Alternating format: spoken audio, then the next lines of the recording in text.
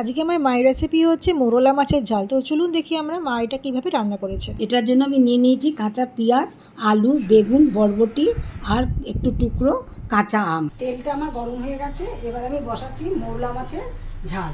তা প্রথমে আমি দিচ্ছি কালো জিরে ফোড়ন, এবার আমি দিচ্ছি রসুনটা দিয়ে দিলাম, পেঁয়াজ কিছুটা পেঁয়াজ আমি দিয়ে দিচ্ছি।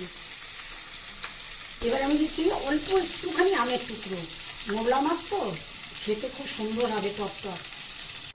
বরবটি ভাজা সামান্য একটুখানি, তারপর দেবো একটু বেগুন ছোট ছোট করে কাটা, দেখুন। দিচ্ছি আমি আলু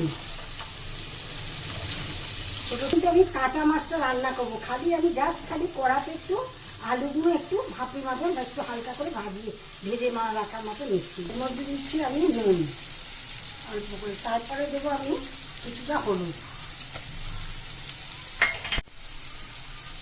একটু চিনি। এবার আমি দিলাম 1 চামচ পেঁয়াজ বাটা। এবার আমি দিচ্ছি কাঁচা মোরলা মাছটাতে আগে থেকে আমি নুন হলুদ মাখিয়ে রেখে দিয়েছিলাম। বাকি রাখা পেঁয়াজটা আমি এর মধ্যে একটু দিয়ে দিলাম। এবার আমি দিলাম হলুদ গুঁড়ো। এবারে আমি দিচ্ছি জিরে গুঁড়ো, ধনে গুঁড়ো আর কাশ্মীরি লঙ্কা গুঁড়ো। এই তিনটেকে আমি একসাথে মেশাবো। আমার রান্নাটা অলমোস্ট শেষের দিকে। এবার আমি একটু অল্প করে একটু জল দিচ্ছি কষার জন্য। এবারে আমি জলটা দিলাম, দিয়ে একটু নেড়ে চেড়ে নিলাম।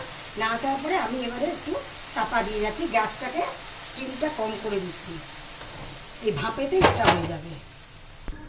এবার আমি একটা চাপা দিয়ে দিলাম, চাপাটা দিয়ে আমি ওই 5 মিনিট মতো রাখবো, রাখলে আমার মাছটা হয়ে যাবে।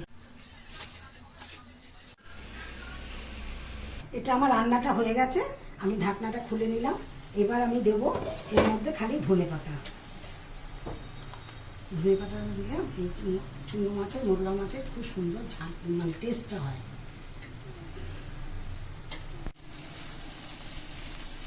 আপনারা দেখে নিলেন তো আমি কীভাবে রান্নাটা করলাম। আপনারা একবার করে দেখুন আর দেখবেন খুবই ভালো লাগবে খেতে। হ্যাঁ, গরম ভাতে, ঝরঝরে ভাতে খুব সুন্দর লাগবে। আমার মোরলা মাছের ঝালটি যদি আপনাদের ভালো লেগে থাকে তাহলে একটা লাইক করবেন আর আমার চ্যানেলটিকে একটা সাবস্ক্রাইব করে দেবেন। আপনারা ভালো থাকুন, সুস্থ থাকুন।